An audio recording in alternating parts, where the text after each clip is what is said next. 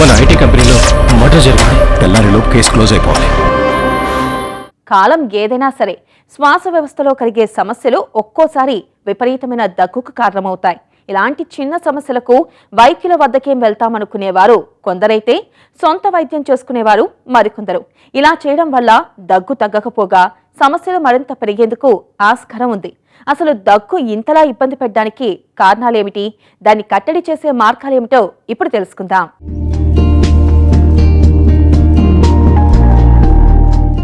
దుమ్ము ధూళి శరీరంలోకి వెళ్లకుండా కాపాడే వాటిలో దగ్గు కూడా ఒకటి.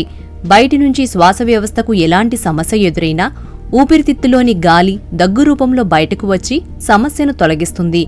దగ్గు సమస్య కొన్ని ప్రత్యేకమైన పరిస్థితుల్లో మరింత తీవ్రమవుతుంది. ఇలాంటి పరిస్థితిలో దగ్గు నుంచి బయటపడే మార్గాలను అన్వేషించాలి. ఇందులో ప్రధానమైనది ద్రవాలను అధికంగా తీసుకోవటమే. అయితే గొంతులో ఉండే శ్లేష్మం ఇబ్బంది పెట్టని స్థాయికి చేరాలంటే వేడి నీరు తీసుకోవటం చాలా అవసరం. సాధారణ దగ్గులో శ్లేష్మం వస్తూ ఉంటుంది. దీనికి కొన్ని రకాల ఔషధాలు ఉపకరిస్తాయి. వైద్యులు ఈ తరహా సమస్యకు శ్లేష్మం రాకుండా ఉండేందుకు కొన్ని రకాల మందులు సూచిస్తారు. అదేవిధంగా సాధారణ దగ్గు కంటే పొడి దగ్గు విషయంలో మరింత జాగ్రత్తగా వ్యవహరించాలి. పొడి దగ్గు అధికంగా తీవ్రమైన సమస్యల వల్లే వస్తుంది కనుక ముందు సమస్యకు కారణమేమిటనే విషయాన్ని గుర్తించాలి. దానితో పాటు క్యాండీ లాంటి వాటి ద్వారా దగ్గు రాకుండా చూసుకోవాలి. 4 సంవత్సరాల కంటే తక్కువ వయసున్న పిల్లల్లో ఈ సమస్య వచ్చినప్పుడు చుక్కల మందు లాంటి వాటి ద్వారా సత్వర పరిష్కారాన్ని పొందవచ్చు.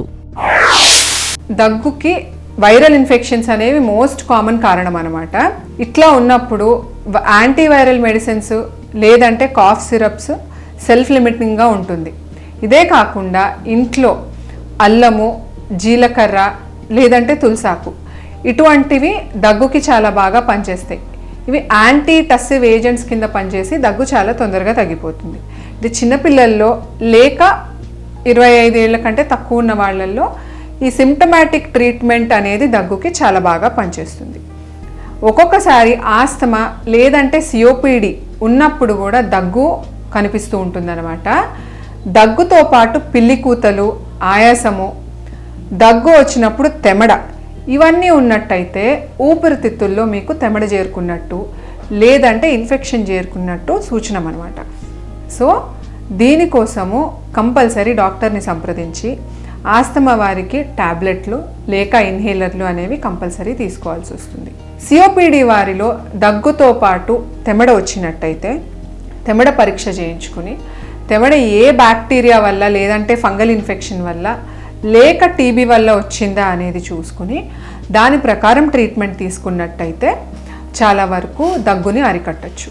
ఇదే కాకుండా ఈ ఆస్తమా సిఓపిడి పేషెంట్స్లో దగ్గు ఒక్కొక్కసారి ఇన్హేలర్తో కూడా తగ్గిపోతుందన్నమాట. ఊపిరితిత్తుల్లో గొట్టాలు చాలా వరకు చిన్నగా అయిపోయి ఉన్నట్టయితే దగ్గు అనేది గాలి లోపలికి తీసుకోగానే బయటికి నెట్టేస్తాయి ఊపిరితిత్తులు. దానివల్ల వచ్చే దగ్గు కంపల్సరీ నెబులైజర్ కానీ ఇన్హేలర్తో గానీనే తగ్గుతుందన్నమాట. అలాగే 4 నుండి 6 ఏళ్లలోపు వయసుండే పిల్లలకు వైద్యుల సలహా మేరకు ఈ ఔషధాన్ని అందించాలి. అదేవిధంగా పిల్లలకు దగ్గులో శ్లేష్మం ఎక్కువగా వస్తున్నట్లయితే 4 ఏళ్లకు పైబడిన పిల్లలకు తేనెనిస్తూ ఉండాలి. దీనివల్ల చిన్నపాటి ప్రయోజనాలుంటాయి. చాలా మంది దగ్గు నుంచి ఉపశమనం కోసం ఇష్టం వచ్చినట్లు యాంటీబయాటిక్స్ను ఉపయోగిస్తారు. సాధారణంగా జలుబు లేదా దగ్గు లాంటివి వైరల్ ఇన్ఫెక్షన్ల ద్వారా అధికంగా వస్తాయి. యాంటీబయాటిక్స్ లాంటివి బ్యాక్టీరియా వల్ల కలిగే అంటువ్యాధుల విషయంలో ఉపయోగపడతాయే తప్ప కొన్ని రకాల సమస్యల విషయంలో పెద్దగా ప్రభావాన్ని చూపలేవు. కనుక అన్ని రకాల దగ్గులకు యాంటీబయాటిక్స్ వాడకూడదు. వైద్యుల సలహా లేకుండా యాంటీబయాటిక్స్ వల్ల దగ్గు తగ్గలేదంటే అది ఖచ్చితంగా సైనస్ ఇన్ఫెక్షన్ అయి ఉండవచ్చు లేదా నిమోనియా లాంటి సమస్య అయి ఉండవచ్చు. అందుకే దగ్గు వచ్చిన వెంటనే యాంటీబయాటిక్ వాడటం లాంటి చర్యలు తగ్గించడం వల్ల పిల్లలకు మంచిది. పెద్దవారి విషయంలోనూ ఇదే మంచి పద్ధతి. దగ్గినప్పుడు కళ్ళలో రక్తం పట్టం అనేది కనిపిస్తూ ఉంటుందన్నమాట. దీనికి ప్రధాన కారణము క్యాన్సర్. స్మోకర్స్లో కానీ దగ్గు బాగా ఎక్కువగా వచ్చి దగ్గులో తెమడలో రక్తం కనిపించినట్టయితే స్మోకర్స్ అనేవాళ్ళు అర్జెంటుగా డాక్టర్ని కలవాల్సిందే కంపల్సరీ. ఎందుకంటే అప్పుడు సిటీ స్కాన్ కానీ ఎక్స్రే కానీ తీసి ప్రాబ్లం ఎక్కడుంది, దీనికి నెక్స్ట్ సిటీ స్కాన్లో ఏమన్నా ప్రాబ్లం కనిపించిందంటే ఊపిరితిత్తుల్లోకి ఒక గొట్టం వేసి బ్రాంకోస్కోపీ అనే టెస్ట్ చేస్తారు. దీంట్లో క్యాన్సర్ ఉన్నదా లేదంటే మామూలు ఇన్ఫెక్షన్ వల్లనే రక్తం పడుతుందా అనేది తెలుసుకోవచ్చు అన్నమాట. ఇదే కాకుండా మన దేశంలో భారతదేశంలో చాలా కామన్గా టీబీ వల్ల కూడా దగ్గొస్తూ ఉంటుంది. నెలలో 3 వారాలు కంటిన్యూస్గా దగ్గుండి దాంతోపాటు జ్వరము, మీరు వెయిట్ లాస్ అవ్వటము, ఆకలి బాగా తగ్గిపోవటం ఇటువంటివి జరిగినట్టయితే కంపల్సరీ చెస్ట్ ఎక్స్రే తెమడ పరీక్ష చేయించుకున్నట్టయితే దగ్గు ఎందువల్ల వస్తుంది, మీకు టీబీ ఉందా, టీబీలో ఏ రకమైన టీబీ ఉంది, డ్రగ్ సెన్సిటివ్ టీబీ ఉందా, డ్రగ్ రెసిస్టెంట్ టీబీ ఉందా అనేది కూడా తెలుసుకోవచ్చు. ఇవి తెలుసుకుని దీని ప్రకారం ట్రీట్మెంట్ తీసుకున్నట్టయితే టీబీ 6 నెలల్లో ట్రీట్మెంట్కి తగ్గిపోతుందన్నమాట. దగ్గు, జ్వరము, ఆయాసం ఇవన్నీ అవాయిడ్ చేయాలి అంటే ఫస్ట్ మన డైట్, మన ఇమ్యూనిటీ బాగున్నట్టయితే ఏ బ్యాక్టీరియా, వైరస్ తొందరగా బాడీకి అటాక్ కాదు. దానికోసం high protein diet, vitamins, minerals అంటే ఫ్రూట్స్, ఫ్రెష్ వెజిటబుల్స్ బాగా ఉన్న పదార్థాలు తీసుకోవాల్సి వస్తుందన్నమాట. మంచి ఎక్సర్సైజ్ చేస్తూ బాడీని ఫిట్ కండిషన్లో ఉంచుకున్నట్టయితే ఇన్ఫెక్షన్స్ చాలా తక్కువగా వస్తాయి. ఇవి కాకుండా వ్యాక్సిన్స్ అనేవి చిన్నపిల్లల్లో మీకు ఎట్లాగో యూనివర్సల్ ఇమ్యునైజేషన్ ప్రోగ్రామ్ అనేది ఉంది. ఆ వ్యాక్సిన్స్ అప్ టు డేట్ పెట్టుకున్నారంటే పిల్లలకి నెలకి 2 సార్లు వచ్చే దగ్గు 2 నెలలకు ఒకసారి వస్తుంది అనమాట. పిల్లలకి స్కూల్కి వెళ్ళటం వల్ల ఎక్స్పోజర్ వల్ల దగ్గు, జలుబులు అనేది చాలా కామన్గా వస్తుంటాయి. కానీ ఎన్నిసార్లు వస్తాయి అనేది మనం లిమిట్ చేసుకోవచ్చు వ్యాక్సిన్స్ టైం టు టైం ఇప్పించినట్టయితే. అడల్ట్స్లో కూడా అంటే పెద్దవారిలో కూడా నిమోకోకల్ వ్యాక్సిన్, టీడాప్ వ్యాక్సిన్, ఇంకా ఇన్ఫ్లుయెన్జా వ్యాక్సిన్స్ అనేవి ఇప్పించినట్టయితే వారికి కూడా దగ్గు, జ్వరము ఇవన్నీ చాలా తక్కువగా వచ్చే ఛాన్సెస్ ఉంటాయి. అలర్జీలు మరియు ఆస్తమా వంటి వాటి నుంచి వచ్చే దగ్గు విషయంలో ఏ విధమైన మందులు పనిచేయవు. సమస్యకు పూర్తి పరిష్కారాన్ని పొందితే తప్ప ఇలాంటి సమస్యల నుంచి ఉపశమనం లభించదు.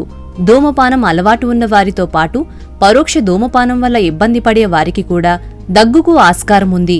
ఇది బ్రాంకైటిస్గా మారేందుకు ఆస్కారం ఉంది. ఊపిరితిత్తులతో పాటు గొంతులోని కొన్ని ప్రదేశాల్లో ఎలర్జీ తరహా కారణాలతో వచ్చే ఈ దగ్గు కొన్ని సమయాల్లో క్యాన్సర్కు హెచ్చరికగాను భావించాలి. ధూమపానం లాంటివి విడిచిపెట్టడం, పరోక్ష ధూమపానానికి గురికాకుండా ఉండడం లాంటి చర్యల ద్వారా దీన్ని తగ్గించుకోవచ్చు. 8 వారాలకు మించి దగ్గు ఉందంటే అది ఖచ్చితంగా గ్యాస్ట్రో సమస్యల వల్ల ఎదురైంది కావచ్చు. రాత్రిపూట అధిక దగ్గు, వారానికి మించి ఉన్న దగ్గు లాంటి ఇబ్బందులు ఉన్నప్పుడు వారికి పూర్తిగా సమస్యను వివరిస్తే మంచి పరిష్కారం పొందడానికి ఆస్కారం ఉంటుంది.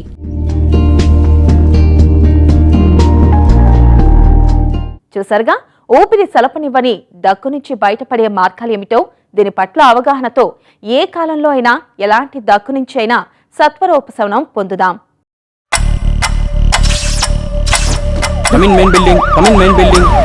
తెల్లారిలోపు కేసు క్లోజ్ అయిపోవాలి. క్రైమ్ సీన్లోకి రాగానే నాకు అర్థమైంది ఏంటంటే ఇది పక్కగా ప్లాన్ చేసి చాలా తెలివిగా ఎగ్జిక్యూట్ చేసిన మర్డర్.